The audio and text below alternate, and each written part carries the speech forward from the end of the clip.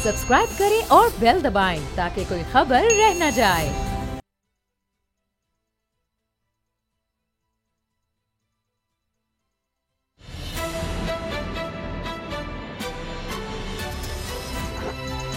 अब पता चला। बिस्मिल्लाहिर्रहमानिर्रहीम, अस्सलाम वालेकुम। मैं हूं मोहम्मद उसामा गाजी और आप देख रहे हैं अब पता चला। नवाज शरीफ साहब के हवाले से अब पता ये चल रहा है कि उनको हॉस्पिटल में दाखिल करवाया जाएगा। अब कहा यह जा रहा है कि उनकी शरियानों में, दिल की शरियानों में कुछ ऐसी तकलीफ है जिसके लिए उनको आखिरकार अस्पताल ले जाया जाएगा। इससे पहले उनको अस्पताल में एडमिट नहीं करवाया गया। अब ये वाकई तकलीफ इतनी शदीद है कि उसका अस्पताल में इलाज होना ज़रूरी है, या ये जो सिर्फ 3 दिन की मोहलत हुकूमत ने दी है कि 3 दिन के अंदर नई रिपोर्ट्स भेजें, क्योंकि जो आपने रिपोर्ट्स भेजी हैं उससे हुकूमत मुतमईन नहीं है, और अगर 3 दिन के अंदर मियां नवाज शरीफ साहब की लेटेस्ट रिपोर्ट्स नहीं आती तो फिर हुकूमत अपना फैसला सुना देगी। सबसे इसमें दिलचस्प बात यह है कि प्लेटलेट्स के हवाले से कहीं कुछ जिक्र नहीं मिल रहा, कुछ नहीं बताया जा रहा। हत्ता कि डॉक्टर अदनान जो ज़ाती मुआलिज हैं मियां नवाज शरीफ साहब के, वो भी ये नहीं बता रहे कि प्लेटलेट्स के इलाज के बारे में क्या हो रहा है। इसी दौरान शहजाद अकबर साहब मुआविन खुसूसी वज़ीर आज़म के एहतसाब के लिए वो अपनी पटारी से अब आज कुछ और भी निकाल लाए, और लगता यह है कि हर हफ्ते या 2 हफ्ते बाद उनकी ड्यूटी है कि उन्होंने कुछ पढ़ना है जंतर मंतर और उस पटारी में से कोई चीज़ निकालनी है और फिर ले आना है कि जनाब इस्लामाबाद एयरपोर्ट में भी जो ठेका दिया गया मियां नवाज शरीफ साहब के रिश्तेदार को, उसमें भी खुर्द-बुर्द हुई और वो पैसा कहाँ गया? चौधरी शुगर मिल में चला गया। इनकी शुगर मिल्स में वो पैसा जाता रहा। फिर अब नई टीटियों का भी किस्सा सामने आ गया है। इसी हवाले से हम सबसे पहले बात करेंगे असद खरल साहब और बाबर डोगर साहब से। लेकिन आज के हम डेवलपमेंट्स क्या रही इस रिपोर्ट में देखते हैं। कितनी मासूम और सादा और प्यारी सी ख्वाहिश है शहजाद अकबर साहब की कि जनाब एक होटल में बंद कर दें और उसके बाद शाम को इनसे कहते रहे कि पैसे देते जाओ और निकलते जाओ। ये सऊदी मॉडल की ये बात करना चाह रहे हैं असल में। लेकिन असद खरल साहब, ये मियां नवाज शरीफ साहब का जो मामला है, क्या हुकूमत ये जुर्रत कर सकेगी कि अगर वो मुतमईन नहीं होती? नज़र तो यही आ रहा है कि शायद कोई नई रिपोर्ट्स ना तो आएँ, और अगर आएँ तो उनमें कोई नई बात ना हो। इसीलिए कहा जा रहा है कि मियां नवाज शरीफ साहब को अस्पताल में दाखिल कराया जाएगा। जब वो अस्पताल दाखिल होंगे तो फिर किसकी जरूरत है कि वहां से उनको लाया जा सके? तो ये फिर क्या ड्रामा हो रहा है हुकूमत की तरफ से? उसामा साहब, सिर्फ मैं एक बात आपको बता दूं, जिस दिन नवाज शरीफ साहब सर्विसेज हॉस्पिटल में मौजूद थे पाकिस्तान के अंदर, बैरून मुल्क तो जो मर्जी रिपोर्टें बनाए, मैं पाकिस्तान की बात कर रहा हूँ, जिस दिन ये खबरें चल रही थी कि उनके प्लेटलेट्स 2000 रह गए, ये एक बहुत बड़ी, मैं एक ब्रेकिंग खबर आपको दे रहा हूँ जो कि रिकॉर्ड पे बात मौजूद है। जी जी है। नवाज शरीफ साहब के जो सैंपल लिए गए थे टेस्ट के लिए, जिनके हवाले से ये रिपोर्ट सामने आई थी, सेक्रेटरी हेल्थ भी ये कह गए थे, डॉक्टर भी ये कह रहे थे, उनकी अपनी मिनिस्टर ये कह रही थी पीटीआई की वज़ीर सेहत के 2000 नवाज शरीफ साहब के प्लेटलेट रह गए। उसी रोज़ की मैं बात कर रहा हूँ, ऑन रिकॉर्ड ये बात है। उसी रोज़ उसी सैंपल में से एक इंडिपेंडेंट लेबॉर्ट्री से वो जो सैंपल था उसके जब टेस्ट हुआ तो उस दिन प्लेटलेट्स की तादाद आप सुन के हैरान रह जाएंगे, और ये चीज़ रिकॉर्ड पे है। 2.5 लाख थे प्लेटलेट्स। नवाज शरीफ से लिया गया जो सैंपल था, उन सैंपल को जो एक लैब ने टेस्ट प्रिपेयर हुआ वहाँ पे, वो रिकॉर्ड पे मौजूद है। वो किस तरीके से वो सैंपल वहाँ से चुराया गया टैक्टफुली और फिर दूसरी लैब से जाके करवाया गया। तो एक साइड पे 2000 चल रहे थे, एक्चुअल जो उनकी थी 2.5 लाख की। ये तो होगी प्लेटलेट्स की कहानी। ये कैसे छुप गई सारी? ये अब तक आगे आ जाए, मैं इससे ज्यादा आगे ना ही मेरा ख्याल जाए तो याज महमूद साहब से पूछ लें, बाकी जो कराची से डॉक्टर आए उनसे पूछ लें। बोन मेरो तो उनका हुआ ही नहीं था, और वो सारी, अब मामला ये है कि अदनान साहब अब ये कह रहे हैं कि एनएचएस हॉस्पिटल जाएंगे अगले हफ्ते जी, और कार्डियक जो है उनके हवाले से। अब जो रिपोर्ट वहाँ से आई है जिस पे कोर्ट ने भी कहा है और बाल फिर हुकूमत की जानब फेंक दिया है कि जनाब अता तारड़ साहब से, ख्वाजा हारिस से उन्होंने कहा है कि आप आपने जो साइल है उससे पूछ के हमें बताएं कि जो उन्होंने कमिटमेंट की थी कि ये तो सिर्फ कार्डियक, और जो डॉक्टर्स ने सवाल उठाए हैं उन्होंने 3 और चीज़ें पूछी हैं। एक तो यह है कि प्लेटलेट्स जो है उस हवाले से बताया जाए, और दीगर जो मामलात हैं सिर्फ कार्डियक के नहीं, बाकी जो उनके मामलात थे उस हवाले से भी एक तफसीली रिपोर्ट दी जाए। फिर साथ रिपोर्ट्स नहीं हैं, को प्रॉपर एक अधूरी सी और नामुकम्मल सी एक कहानी है, उसको भी कोई सपोर्टिंग डॉक्यूमेंट के साथ सपोर्ट नहीं किया जा रहा, जिस पे 3 दिन की उनको मोहलत दी गई है। अब मामला ये है कि वो 3 दिन बाद फिर वो ये अगले हफ्ते दाखिल हो जाएंगे, फिर वहां से कहानियां आएंगी और फिर कहानियां सुनाई जाएंगी। वैसे वो तो उनको पता नहीं कितने 20 साल तो अभी प्लेटलेट्स उनके किधर गए? वो 2000 ऊपर नीचे आ रहे थे, ऊपर नीचे ऐसे पूरी कौम एक जान में मुब्तला थी और दुआएं की जा रही थी, दुआएं करवाई जा रही थी। अब वो प्लेटलेट्स वाले जो रोज पे अपडेट्स आ रही होती थी, डॉक्टर अदनान का ट्विटर जो है वो तो बंद नहीं है, आजाद है, रिपोर्ट खामोश हो गया। मरियम साहबा का ट्विटर साहब, मैंने अगली जो है बात उस पर भी आना है, लेकिन बाबर साहब आप ये बताएं कि ये क्या शहजाद अकबर साहब कैसे ले आते हैं? मैं तो उन पे हैरान हूँ। 2 हफ्ते बाद एक प्रेस कॉन्फ्रेंस लाजमी उनकी होती है और एक नई बात पता लगती है, वो ये और करप्शन सामने आ गई, नई टीटियां सामने आ गई, ये फलां शुगर मिल में इतने पैसे जा रहे थे। तो उसके बाद फिर ये सारी प्रेस कॉन्फ्रेंस का नतीजा निकलता है होटल कोई नहीं है हमारे पास जिसमें हम पकड़ के रख सकें। उसामा साहब, सबसे पहले आपको मैंने 4-5 दिन पहले हमने इसी प्रोग्राम में मैंने आपसे कहा था कि नेक्स्ट वीक में नवाज शरीफ जो है हॉस्पिटल दाखिल हो जाएंगे कार्डियक कैथेटराइजेशन के लिए, कि ये उनको वो एक उनकी दिल का मायना किया जाएगा कि क्या कंडीशन क्या है। तो आगे मैं आपको बता दूं कि वो हाले स्ट्रीट में जो हॉस्पिटल है वहीं पर एडमिट होंगे और वहाँ पर ज़ेरे निगरानी होंगे डॉक्टर डेविड लॉरेंस, जो उनके ज़ाती मौलिज हैं। वो अस्पताल वहाँ पर तिब्बी इमदाद तो मौजूद है, लेकिन उनके जो डॉक्टर होंगे वहाँ पर वो से अस्पताल का वो कमरा वो लिया जा रहा है, लेकिन इनके इलाज की निगरानी डॉक्टर डेविड लॉरेंस ही करेंगे। और डॉक्टर डेविड लॉरेंस जो है इनके ज़ाती डॉक्टर है, ज़ाती मालिज है, जिसमें से डॉक्टर अदनान है। अच्छा, अभी भी पंजाब गवर्नमेंट को जो मेडिकल रिपोर्ट्स की समरी भिजवाई गई है, जिसमें डॉक्टर डेविड लॉरेंस ने लिखा है कि जी इनको ये सारी बीमारियां हैं, वो भी डॉक्टर डेविड लॉरेंस ने भेजी। कोई मेडिकल रिपोर्ट्स नहीं आई, जिस पर पंजाब गवर्नमेंट पहले डॉक्टर अदनान की इन्हें एक मेडिकल हिस्ट्री बना के भेज दी, उसकी एक समरी भेज दी। सही। उसके बाद जब पंजाब गवर्नमेंट ने कहा जी कि ये तो वही समरी है जो पहले डॉक्टर यहाँ पर जो टेस्ट हुए थे वही थी, उसके बाद उन्होंने किया कि डॉक्टर डेविड लॉरेंस ने गोरा एक टच दे दो। डॉक्टर डेविड लॉरेंस ने वही चीज़ें पकड़ के उसकी एक समरी बनाई, पंजाब गवर्नमेंट को बनाकर भेज दी। उसमें नई चीज़ कुछ भी नहीं है। अब प्लेटलेट्स होंगे कम होंगे तो आप बार बार कह रहे हैं कि भाई कम होंगे तो वो वहाँ से सामने आएंगे कि कम है या नहीं है। यहाँ वाला ये कोई सर्विस हॉस्पिटल थोड़ी है कि जो मर्जी कर लें, प्लेटलेट्स जो है 2000 पर ले जाएं, 1500 पर ले जाएं, उसको आप 2000 से 5000 के दरमियान दौड़ाते रहें, जो दिल आए करते रहें। वहाँ पर ना तो हेल्थ मिनिस्टर आपके लिए झूठ बोलेगा, ना हेल्थ सेक्रेटरी आपके लिए झूठ बोलेगा, ना डॉक्टर आपके लिए झूठ बोलेगा। हाँ, ज़ाती मौलिक जो है उससे जो मर्जी लिखवा लें। वो डेविड लॉरेंस है, उनको फीस से गर्ज है। डॉक्टर डेविड लॉरेंस जो है वो पिछले 10 साल से इनके मौलिज हैं, वो जो है जो ये कहते हैं वो लिख देते हैं, जो वो चाहते हैं वो लिख के भेज जा रहे हैं। यानी सिर्फ एक क्लिनिक जो है या उसको आप हॉस्पिटल कह लें वो बुक करवाया जा रहा है, वहाँ कमरा, वहां से इलाज नहीं करवाना, ना तो ये वहां को कोई प्रॉपर कोई सरकारी लंदन का हॉस्पिटल जहां से फिर रिपोर्ट्स आए, कोई इलाज के बारे में पता लगे। सर, जाती डॉक्टर जाकर देखा करेगा, सिर्फ दिखाना कि एडमिट है। जो है ना हाले स्ट्रीट हॉस्पिटल जो है ना, उसके साथ ही डॉक्टर डेविड लॉरेंस का अपना जाती क्लिनिक है, तो उनके लिए बड़ा कन्वीनियंट है कि वो वहाँ से उठें, वो मियाँ साहब को जाके 2-3 दफ़ा चेक कर लिया करेंगे, वहाँ जाके उनके पास बैठ जाया करेंगे। अभी तक मियाँ साहब के कोई प्रॉपर टेस्ट नहीं हुए। अगर हफ्तों के बाद पता लग रहा है शरीयानों में मसला है। उसामा साहब, अगर मियाँ साहब के प्रॉपर टेस्ट हुए होते, अगर प्रॉपर टेस्ट हुए होते तो टेस्ट की रिपोर्ट्स आती। जो मेडिकल रिपोर्ट्स उनकी आई हैं वो मैंने सारी देखी हैं, कोई मेडिकल रिपोर्ट एज सच नहीं है। वो तो उनकी हिस्ट्री है, समरी।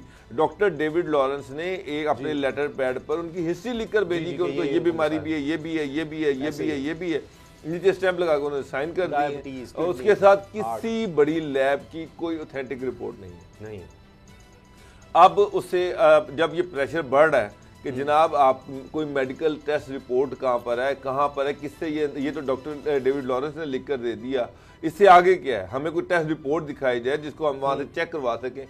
उसका आगे कोई हल तो था नहीं, उसका आगे हल ये था कि उनको हॉस्पिटल दाखिल करवा देते हैं। जो शोर मचा हुआ है यहाँ पर कि जी उनके हार्ट का इशू है, हार्ट की उनकी वहाँ पे जो है वो शुरू हो गई है ट्रीटमेंट, और वो नहीं आ सकते। लेकिन इसमें सवाल वो रह गया कि क्या ये हुकूमत इतनी जुर्रत कर सकती है, इतनी ताकत है कि जिसका वज़ीर-ए-आज़म ये कहे कि वो मुझे तो ये बताया गया था, अब तो वो चले गए।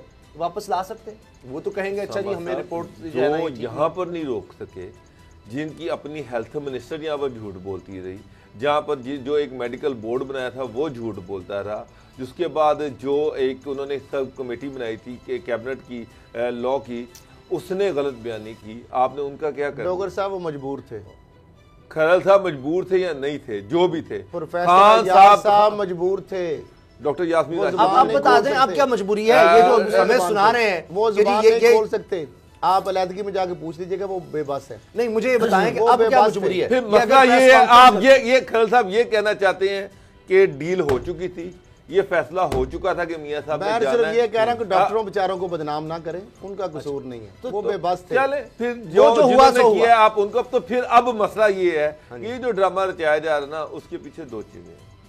एक चीज तो ये है कि शहबाज शीसा के बारे में ये कह रहा, जो ग्रंटर थे उनके, कि जब तक मियां साहब ठीक नहीं होंगे वो नहीं आएंगे, और दूसरा वो शहबाज शरीफ नहीं आ रहे, वो भी नहीं आएंगे, नवाज शरीफ से दूर उन्होंने लेके जो आना था, वो ग्रंटर साहब उधर बैठ गए, वो नहीं आएंगे। ये जो कह रहे हैं फरवरी के एंड में, फरवरी में, मार्च में, मैं आपको खबर दे रहा हूँ कि शहबाज शरीफ इतनी जल्दी नहीं आने वाले, एक चीज। और दूसरा ये है कि अब हॉस्पिटल में दाखिल होंगे तो फिर एक और ड्रामा रचाया जाएगा, फिर इसको बहुत ज्यादा हाइप दी जाएगी, मीडिया में डॉक्टर ट्विटर जो है वो एक्टिव हो जाएगा, डॉक्टर डेविड लॉरेंस जो है उनका ट्विटर एक्टिव होगा, मरियम का ट्विटर एक्टिव होगा, और सिर्फ ग्राउंड बनाई जाएगी कि मरियम नवाज जो है उनको किसी तरीके से लंदन भेजा जाए। नहीं, आज एक ट्वीट को लाइक तो किया हुआ था मरियम ने, और भी की होंगी, मेरी नजर से गुजरी, उसमें यही था कि एक लड़की, निहत्ती लड़की जो बाहर से आई और गिरफ्तार मैं समझ दिया जा रहा, बाप की हालत इतनी तशवीशनाक है, और उसको उन्होंने लाइक किया। मैं आपको एक चीज बता दूं, वो मेडिकल रिपोर्ट जो आई है ना, अच्छा, वो ट्वीट कराते उसमें कोई मेडिकल टेस्ट नहीं है, किसी लैब का कोई टेस्ट नहीं है जिससे ये पता चले कि ये बीमारी। शहजाद अकबर साहब का भी करवाएं कि मुझे ये बताएं कि उनके पास ऐसी क्या चीज है कि नई नई चीजें उनको पता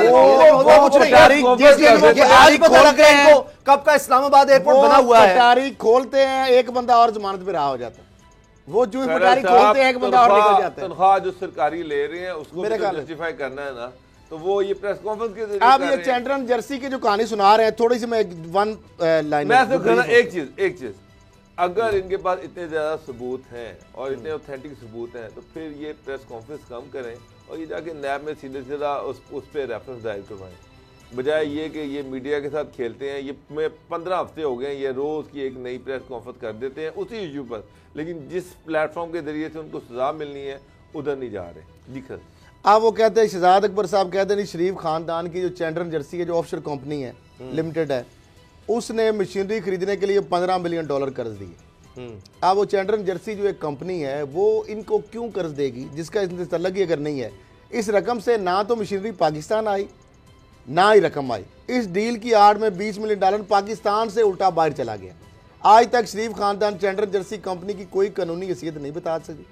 शहजाद अकबर ने यह भी कहा कि न्यू इस्लामाबाद एयरपोर्ट का ठेका नवाज शरीफ मुनीर चौधरी का, जिस तरह मनसूब किया जाता है कि उनके समधी है जो मरियम साहिबा के, जी कि उनको दिया गया, जिसमें से चौधरी शुगर मिल्स में पैसे आए। इस मिल्स के लिए जाली अकाउंट से पैसे लिए गए। सदीका सैयद के नाम पर $18 मिलियन की और सऊदी शहरी हानी के नाम पर $1.5 मिलियन की जाली टीटीज चौधरी शुगर मिल्स के लिए बनाई गई। शेयर्स को मिक्स करके पहले नवाज शरीफ फिर मरियम नवाज के नाम किया गया। बाद में जब पनामा स्कैंडल आया तो 45% जो शेयर्स थे वो गरीब यूसुफ अब्बास के नाम डाल दिए गए। इसमें वो नासिर लोता जो है वो यूएई के शहरी, उनका नाम भी आया और उन्होंने 164 का बयान भी दिया। मामला ये है कि ये सारी चीज़ें जो कहानी सुनाते हैं शहजाद अकबर साहब, जिस तरह आपने कहा कि अगर आप ये सारी चीज़ें हैं, बिल्कुल हैं, इसमें कोई लेजिटिमेट बात, इसमें सारी ट्रांजैक्शन मौजूद है, तो आप इनके ऊपर रेफरेंस बनाएं, आप उनको सजाएं करवाएं, आप इन्वेस्टिगेशन प्रॉपर करें, प्रोसिक्यूशन करें और उसको सजाएं करवाएं। लेकिन आपकी प्रेस कॉन्फ्रेंस करने से तो उनको सजा नहीं हो जाती। खुसूसी बड़ा प्रेस कॉन्फ्रेंसेस रख देना चाहिए। वैसे तो इमरान खान अच्छा, साहब को चाहिए कि इनको एक होटल के कमरे में बंद करें, पहले इनको इन्वेस्टिगेट करें कि आपके पास अगर इतना कुछ है तो फिर आप इसको ये प्रेस कॉन्फ्रेंस तक ही महदूद क्यों है, इससे आगे क्यों नहीं। और ये वो इन्वेस्टिगेशंस हैं जो 90s में ये सदीका सैयद वाला मामला हुदैबिया में आ चुका है मामला, ये कोई नई इनकी जो अंदाजा नहीं है लगा लो। कहानी। बाबू खलल साहब तनख्वाह पक्की कर रहे हैं वही अपनी, बात है बस। तनख्वाह पक्की कर रहे हैं, इसके अलावा और कुछ ये नहीं इनके और पास। इधर से ये कोई पचाई नहीं से निकालते लेकर हैं, हो जाएगा, उधर से वरना- बड़ा जो करप्ट बंदा है वो बाहर आ जाता है या उसकी बेल हो जाती है। यही तो बात है। अब ये मुझे बताएं, जो फवाद हसन फवाद साहब, प्रैक्टिकली इसके बिल्कुल बरक्स हो रहा है। फवाद हसन फवाद साहब के बेल का फैसला आ गया है, तो अब उसमें तो ये कहा गया है कि कुछ साबित ही नहीं हो सका। इल्ज़ाम आप लगाते हैं, पहले कहते हैं जी 50 करोड़, बाद में रेफरेंस फाइल करते हैं 7 करोड़ का, फिर वो कहते हैं कि जनाब आपने बताया 14 बैंक अकाउंट्स, उसका जिक्र कोई नहीं, फिर ये कि उनके रिश्तेदारों की कंपनीज हैं, ये फैक्ट है, लेकिन रिश्तेदार उनके कहते हैं उनकी अहलियाँ हों, उनके भाई हों, वो सब कहते हैं कि ये तो हमारे एसेट्स हैं, हमने खुद से कंपनी बनाई, हमारे अपने पैसे हैं ज़ाती, और उससे हमने कंपनी में फवाद हसन फवाद का तो इनसे कोई ताल्लुक ही नहीं है। अब ये केस है, और जो पिछले केस से बात जुड़ती है, और इससे भी एक तरह से कि शहबाज शरीफ साहब ने अब डेविड रोज पर जनाब मुकदमा दायर कर दिया है। वो जिसने इल्ज़ाम लगाया था, वो खबर भी आई थी, शहजाद अकबर साहब भी कहते रहे मुझे भी बुलाएं कि जनाब जलजला ज़दगान की रकम शहबाज शरीफ साहब खा गए, अब आखिरकार वो वहाँ भी चले गए, तो वो भी वहाँ पर अगला कदम उठा लिया उन्होंने, यहाँ भी जमानतें हो रही हैं। बाबर साहब, साहब मैं तो एक चीज़ ही जानता हूँ कि नैब ने बाकायदा तौर पर ये पूरी चार्जशीट बनाई, नैब ने सारी मीडिया को सारी इंफॉर्मेशन दी, नैब ने ये बताया कि जनाब उनके ये एसेट्स की डिटेल्स हैं, ये उनके 50 करोड़ रुपए हैं, ये इनका 1.25 अरब रुपये का इनका प्लाजा है, ये इनकी एक फेक कंपनी थी, उस कंपनी के ज़रिए में करप्शन का पैसा जाता रहा और उसके ज़रिए से ये प्लाजा बना, इनके घर के खर्चे चलते रहे, इनकी घर की गाड़ियाँ खरीदी गई, सारा कुछ, कोई इन्होंने 7.5 अरब रुपए के जो एसेट थे वो गिनवाए थे। ऐसे अब अगर ये रेफरेंस में सारा 7 करोड़ 85 लाख रुपया ही मेंशन करते हैं, तो फिर मैं तो ये कहूँगा या तो नैब के वो इन्वेस्टिगेशन ऑफिसर जो जिन्होंने ये सारा कुछ किया, उनके खिलाफ मुकदमा होना चाहिए, उनको आइडेंटिफाई होना चाहिए, उनके खिलाफ इन्वेस्टिगेशन होनी चाहिए, उनको पकड़ा जाना चाहिए। ये कोई बात नहीं है कि नैब जिसको मर्जी जो मर्जी इल्ज़ाम लगाए उठाए, ठीक है कि नैब आपसे पूछ सकती है कि जनाब आपने ये एसेट कहाँ से खरीदे, कितने के खरीदे, और इन्वेस्टिगेशन कर सकती है, लेकिन ये नैब को इजाज़त नहीं है कि नैब किसी के बारे में झूठी इंफॉर्मेशन दे और जब नैब का रेफरेंस जाए वो बिल्कुल उससे उलट हो, तो फिर चेयरमैन नैब से लेके डीजी नैब और नीचे जितने भी अफसरान हैं उनके खिलाफ भी फिर कार्रवाई होनी चाहिए। अदरवाइज तो ये तो फिर एक पॉलिटिकल विक्टिमाइजेशन है, नैब जिसको मर्जी उठाए, फिर तो ये जंगल का कानून है, नैब के पास लामहदूद पावरें हैं, वो सुबह आपको उठा ले, आपसे कह दिए आपके पास 10 अरब रुपए के एसेट हैं, साबित करें, और बाद में जनाब वो आप और जब रेफरेंस दायर हो पता चले कि जी 50,000 का रेफरेंस दायर कर दिया है, ये क्या इल्जाम है? तो ये तो इस तरह से अच्छा बड़ा ब्रीफ है हाई कोर्ट के जो जज साहबान ने, क्यों नहीं हुई? अच्छा अब हाई कोर्ट के जो जज साहबान ने चारों जो इल्ज़ाम नैब के चारों इल्ज़ाम उनको मुस्तरद कर दिया, जस्टिस मोहम्मद तारिक अब्बासी और जस्टिस चौधरी मुश्ताक अहमद साहब, उन्होंने तफसीली जो हुक्मनामा उसका ब्रीफ में पढ़ा, उनका फवाद हसन फवाद के खिलाफ नाजायज़ असासों का केस का कोई सबूत नहीं मिला। फैसले में कहा गया कि नैब ने जायदाद की कीमत 50 करोड़ रुपये बताई, लेकिन रेफरेंस की मालियत जिस तरह आपने कहा 7 करोड़ 85 लाख रुपए निकली। यह बताया गया फवाद हसन फवाद की आलिया रुबाब हसन, भाई वकार हसन और साली अंजम हसन, फहमीदा यकूब जो कंस्ट्रक्शन जो FYC कंपनी के मालकान है, इनकी रावलपिंडी की मालियत जो प्लाजा है 5 अरब रुपए है। फवाद हसन फवाद का दी माल मलकियत YC से कोई गठजोड़ साबित नहीं हुआ। फवाद हसन फवाद और अहल खाना पर 14 बैंक अकाउंट्स का इल्ज़ाम आयद किया गया, रेफरेंस में इसके हवाले से खामोश है। फैसले में कहा गया कि फवाद हसन फवाद के रिश्तेदार FYC और स्प्रिंट सर्विसेज के डायरेक्टर और शेयर होल्डर हैं, जिनका कहना है कि उन्होंने साथ से फवाद हसन फवाद नहीं बल्कि अपने ज़राए से बताया। अब नैब अपने इल्ज़ाम के हक में कोई सबूत देने में नाकाम रहा। जज साहबान के मुताबिक एक तरफ तो हक़ाइक़ और हालात ये हैं, तो दूसरी तरफ जानब फवाद हसन फवाद के केस में किसी पेशरफ्त के बगैर जो 19 माह कैद भुगतनी पड़ी, हत्ता कि फवाद हसन फवाद और शरीक मुलज़म पर फ़र्द जुर्म भी आयद नहीं हुई, इन्हें गैर मुअय्यना मुद्दत तक कैद नहीं रखा जा सकता।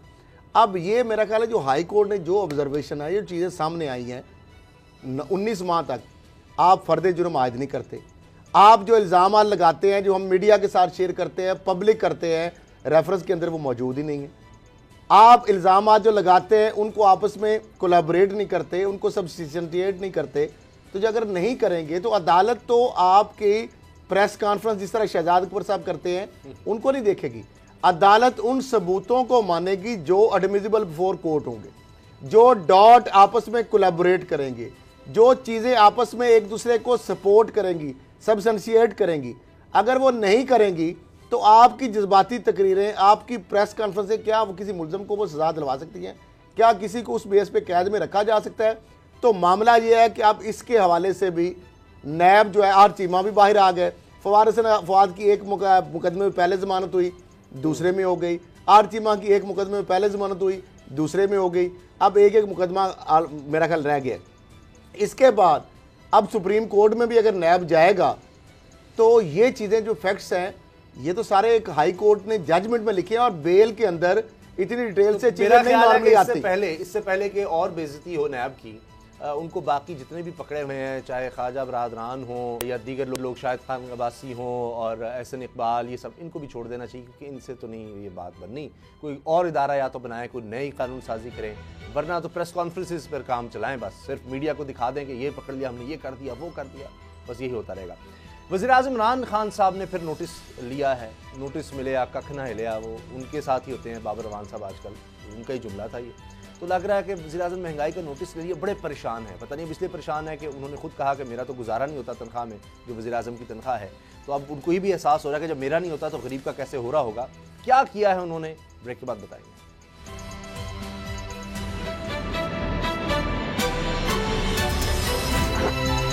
अब पता चला।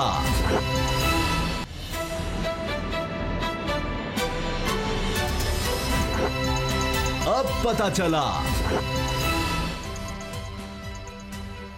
वज़ीर-ए-आज़म इमरान खान साहब ने नोटिस लिया है, मुआशी टीम को उन्होंने बुलाया जिसमें वफाकी वुज़रा हैं, मुशीरान हैं, मुआमले खुसूसी हैं। उनसे कहा है कि ये महंगाई क्यों कंट्रोल नहीं हो रही, खबरदार, बस अब जितनी हो गई, इससे ज़्यादा ना हो, इससे ज़्यादा बर्दाश्त नहीं करेंगे इमरान खान साहब। क्योंकि अब से कुछ दिन पहले उन्होंने ये कहा था कि मेरा तो गुजारा भी नहीं होता जो वज़ीर-ए-आज़म की तनख्वाह है उसमें, तो मैं गुजारा फिर अपने पैसों से करता हूँ। तो ये अगर मामला हो गया है कि वज़ीर-ए-आज़म की तनख्वाह में उनका गुजारा नहीं हो रहा, तो जो गरीब आदमी 20,000 25,000 कमाता है, इससे कम कमाता है, वो किस तरह गुजारा कर रहा होगा बाबर डोगर साहब। तो अब मैं ये समझ लूँ, अब इत्मीनान कर लेना चाहिए हमें कि इमरान खान साहब ने पहले तो कहा कि 2020 जो है ये खुशहाली का साल है। अब वो कह रहे हैं कि महंगाई में मज़ीद बर्दाश्त नहीं करूँगा, आवाम को अब ज़्यादा से ज़्यादा रिलीफ दें और बस अब इससे ज़्यादा महंगाई ना हो। मतलब वज़ीर-ए-आज़म जो है उन्होंने कहा जी 2-2.5 लाख रुपया वज़ीर-ए-आज़म की तनख्वाह, उसमें मेरा गुजारा नहीं होता, लिहाजा वो तो अपनी सैलरी रिवाइज़ कर रहे हैं, वो अपनी सैलरी सदर के बराबर कर रहे हैं, तकरीबन 8.5 लाख रुपये है। वज़ीर-ए-आज़म तो ये कर सकते हैं, उनके पास अख्तियार है कि वो अपनी सैलरी 8 लाख भी कर सकते हैं, सदर के बराबर भी कर सकते हैं, लेकिन आम आदमी जो है वो बेचारा क्या करे। एक क्लर्क जो है जो ग्रेड 5 में है या 7 में है, जिसकी तनख्वाह सारी जो है उससे उसका घर का किराया चला जाए तो उसके पास बाकी कुछ नहीं बचता, और घर के बिजली का बिल दे दे, गैस का बिल दे दे, तो बच्चों की स्कूल की फ़ीस नहीं दे सकता, बच्चा बीमार हो जाए तो उसके लिए कोई फल नहीं खरीद सकता, दवाई नहीं खरीद सकता, उसको अस्पताल नहीं लेके जा सकता, वो क्या करे, वो कहाँ पर जाए। इमरान खान साहब ने अपनी माशी टीम से कहा जी आप कैबिनेट में भी बता सकते हैं, आप मुझे बता दें खान साहब इसमें कौन सी रॉकेट साइंस है। गैस की कीमत आप बढ़ा रहे हैं, तेल की कीमत आप बढ़ा रहे हैं, अभी तक रुकी हुई है, वो कोशिश कर रहे हैं कि ना बढ़ाएं, लेकिन वो वक्त नहीं आप बड़ी खुशखबरी सुन लें जी, हुकूमत की बड़ी खुशखबरी। फरवरी में जो अभी उन्होंने समरी तैयार की है, बहुत बड़ी ब्रेकिंग न्यूज़ है, 6 पैसे पेट्रोल की कीमत कम कर रहे हैं। 6 पैसे कम कर, पेट्रोल की कीमत आप देख लें, गैस की कीमत पूरे 6 पैसे कम कर रहे हैं। ईसीसी ने दूसरी दफा को कहा है कि नहीं अभी रुक जाओ, लेकिन ये फैसला हो चुका है कि गैस की कीमत। उसामा साहब मुझे एक बात बताएं, पेट्रोल की कीमत, डॉलर की कीमत, गैस की कीमत, शरह सूद जिस पे बैंक लोन दे रहा है, अब वो सारी चीज़ें आपके सामने हैं। अभी आटे का बहरान आया, जाली बहरान था, मसनूई बहरान था, सारी दुनिया को पता है, फेडरल और प्रोविंशियल गवर्नमेंट के कुछ लोग इसमें इन्वॉल्व थे जिन्होंने अरबों रुपया कमाया। रिपोर्ट्स आ चुकी हैं, खान साहब क्या आपको नज़र नहीं आ रहा, वो लोग जिन्होंने जो इसके जिम्मेदार थे उनकी गर्दनें अभी तक नोटिस उड़ाई गई। लिया हुआ नोटिस सर क्या नोटिस लिया? साहब रिपोर्ट इमरान खान साहब दिया है, जो लोग जिम्मेदार हैं आटे और चीनी बहरान के, उनसे रिपोर्ट मांगी जा रही है। मजे की बात ये है, मजे की बात ये है कि चीनी का कोई बहरान नहीं है, चीनी सरप्लस है, लेकिन उन्होंने कहा जी हम इस कीमत पे नहीं बेचेंगे, आपने जो करना कर ले, हम इस कीमत पे चीनी नहीं बेचेंगे। मेरे सामने चीफ सेक्रेटरी ने डीसी डिप्टी कमिश्नर को ऑर्डर कर दिए कि सारी जो शुगर मिले उनको टेक ओवर करो। मैं देखता हूँ कैसे नहीं 76 रुपए की ये चीनी बेचते, 75 रुपए की जो सरकारी रेट था। शुगर साहब उसी 1 घंटे के बाद चीफ साहब एक मिनट में आप मेरी बात सुन लें, मेरी बात सुन लें। उन्होंने कहा कि सारे डीसी जो टेक ओवर करें शुगर मिलों को। मैं देखता हूँ कैसे नहीं ये सरकारी रेट पर बेचते हैं। ये चीनी सरप्लस चीनी पड़ी है, ये क्यों महंगी करके मसनूई आर्टिफिशियल बुरान पैदा कर रहे हैं। 1 घंटे के बाद सीएम ने फौरी तौर पर, इससे पहले के चीफ सेक्रेटरी को स्टेप लेते, सीएम ने कैबिनेट की एक जैली कमेटी बनाकर उसके हवाले सारा मामला किया कि तुम इसको देखो। अब वो जो है वो उस पर खामोशी से सो गई है जैली कमेटी और शुगर माल, यानी उन्होंने रोक दिया चीफ सेक्रेटरी के उन अहकामात पर अमल दरामद। सीएम साहब ने रोक दिया क्योंकि अगर ये मामला हो जाता अमल दरामद तो खुसरो बख्तियार और जहांगीर तरीन की, क्या आप समझते हैं कि इतनी जरूरत है किसी में, इमरान खान की टीम या पंजाब की हुकूमत की टीम, कि वो जाके उनके गोदामों में छापे मारेगी, उनको जाके टेक ओवर करेगी?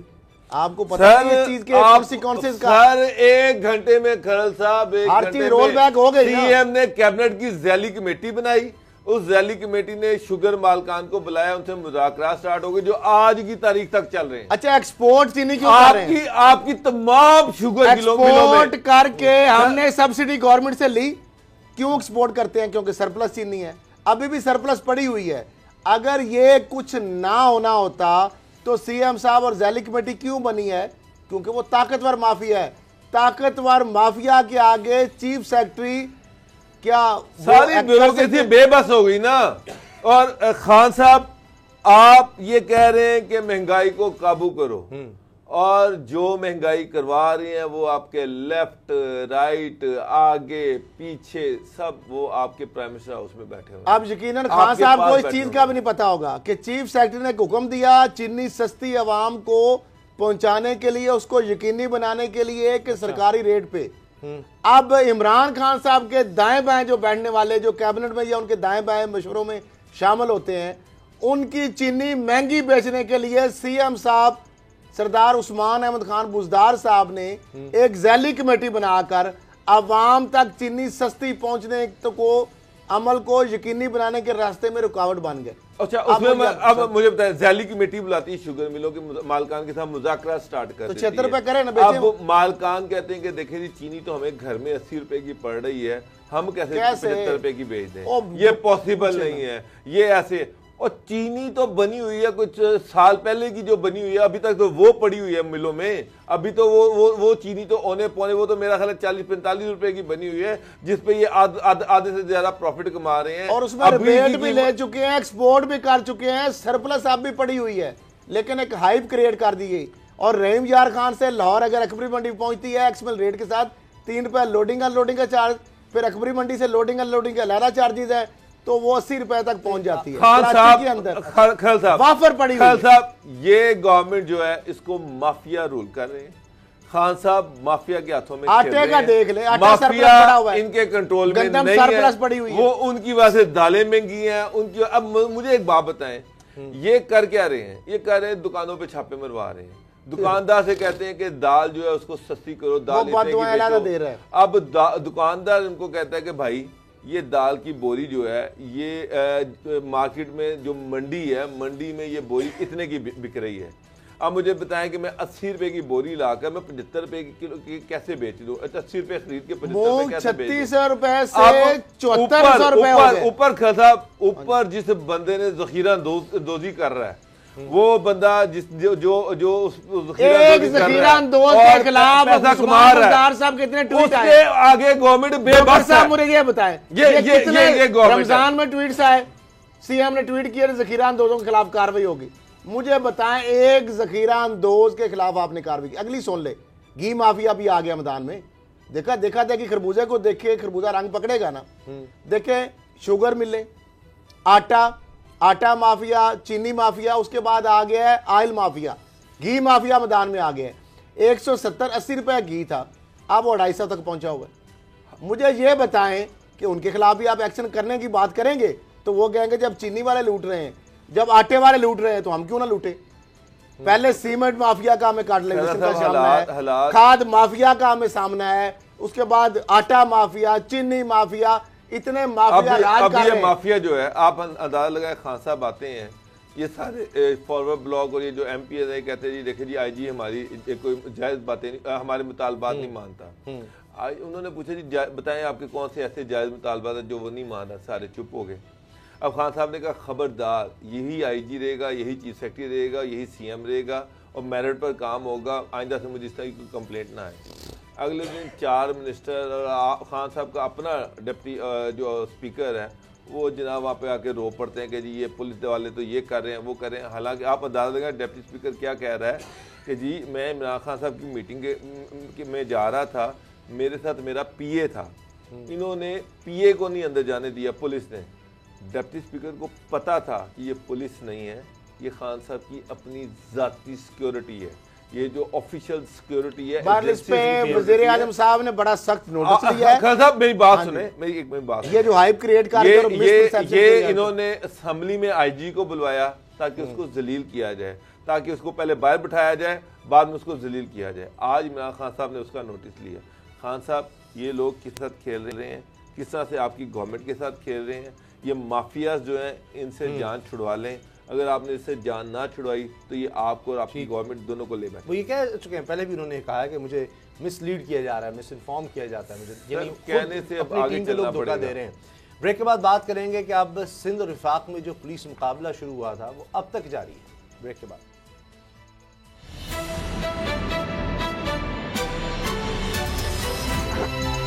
अब पता चला।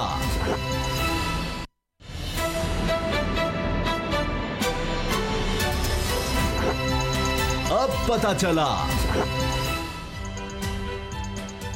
IG सिंध की तैनाती एक बहुत बड़ा मसला बन चुका है। इत्तेफाक हो गया था वज़ीर सिंध और वज़ीर आज़म की मुलाकात में कि मुश्ताक महर को IG लगा दिया जाएगा, फिर कहा कि अच्छा कुछ देर रुक जाएं, उसमें कुछ डिले आया। फिर कलीम इमाम साहब जो अभी भी IG सिंध हैं, उनकी मुलाकात होती है वज़ीर आज़म से और उसमें ये फिर खबर आती है कि उनको एक बड़ी अहम जिम्मेदारी सौंपी जाएगी। तो उसके बाद अब नया IG सिंध आ जाएगा, अब नए नाम भी सामने आ रहे हैं। तो ये इतना मसला गंभीर क्यों हो गया है असद खरल साहब कि सीधी सी बात है, जब पहले इत्तेफाक हो गया, अगर वज़ीर आला और वज़ीर आज़म मुलाकात कर ली है, यानी एक मुल्क का चीफ एग्जीक्यूटिव है, एक सूबे का चीफ एग्जीक्यूटिव है, दोनों ने मुलाकात कर ली एडमिनिस्ट्रेटिवली, इससे ऊपर तो कोई नहीं है इन लोगों से ऊपर। तो उन्होंने जब बात कर ली, खत्म कहानी। फिर ये बीच में कुछ आ जाती, यानी एडमिनिस्ट्रेटिवली गवर्नेंस के लिहाज से आप देखें कि एक IG की तैनाती एक रियासत में मसला बनी हो तो उस रियासत की गवर्नेंस का क्या हाल होगा, वहां डिसीजन मेकिंग क्या हो रही होगी। सीधी सी बात है कि आप विफाक बता दें ये लोग अवेलेबल हैं, आप जौन सा मर्जी आदमी ले लें। आखिर उस बंदे ने 20-25 साल कम से कम सर्व कर चुका होगा, वो जो अब IG लग रहा है, तो उनमें से कोई इतना कॉम्पिटेंट नहीं है, उनमें से आप चूज कर लें वज़ीर आला को और उसके बाद वो जाने, वो हुकूमत जाने। बताएं कि लॉ एंड ऑर्डर का जो मसला है वो सूबाई हुकूमत का मामला है जी, सूबाई हुकूमत का मामला है। वो रिस्पॉन्सिबल है अवाम को, उसने वोट लेके आना है। अगर 5 जो IGs के नाम भेजे हैं सूबा सिंध ने, हुकूमत सिंध ने, उनसे अगर पसंद नहीं आ रहा वफाक को तो ये जुल्म है ना। 5 बंदों से कोई एक बंदा तो आप समझते हैं किस काबिल होगा कि वो बतौर IG काम कर सके। उन 5 बंदों को आप लगाने पे इतराज कर रहे हैं, लेकिन 10 बंदों की आपने एक लिस्ट जारी कर दी, 10 बंदों कर दी और उस 10 बंदों में IG पंजाब को अभी 2 माह हुए हैं, उनका नाम भी बीच में रख दिया। अब सिंध अगर तंग करना उन्होंने तो वो अच्छी बात है। तो मामला ये है कि खुदा का खौफ करें, इस तरह ना करें, आप तजर्बा का मुल्क को ना बनाएं। आपने 5-6 IG पहले ही पंजाब के बदल दिए, आप नया IG लगा 2 माह उसको हुए नहीं, आपने उसका नाम भी बीच में रख दिया, बहुत सारों को चुप उसका नाम भी रख दिया।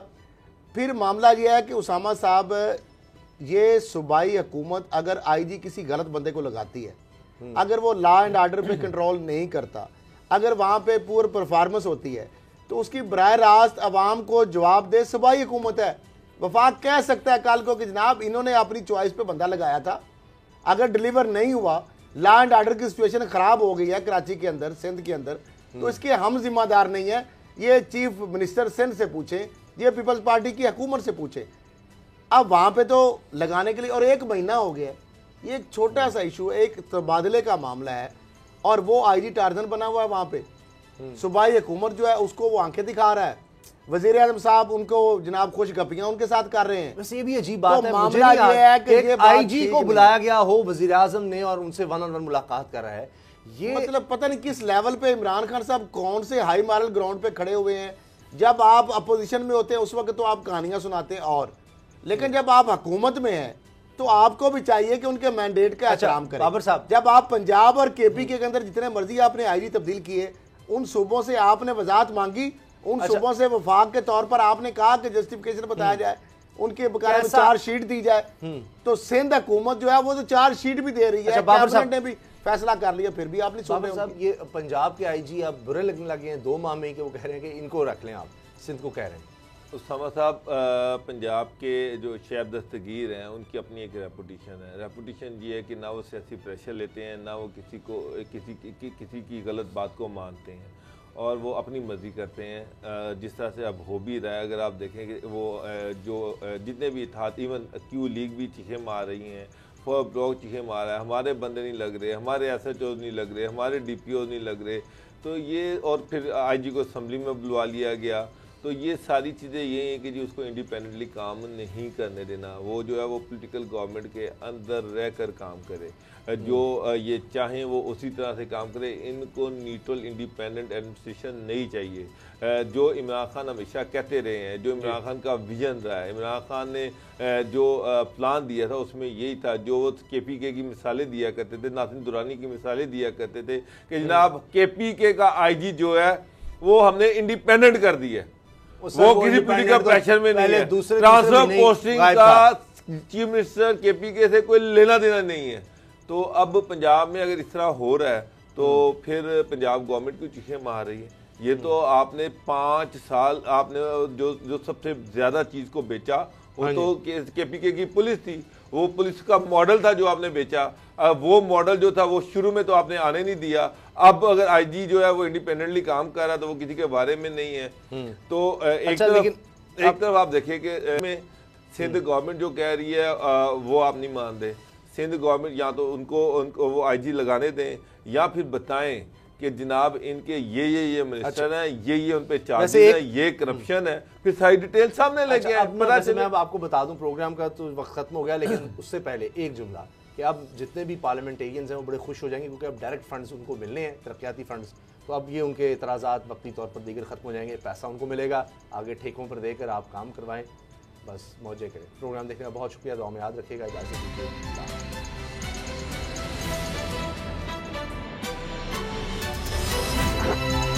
अब पता चला।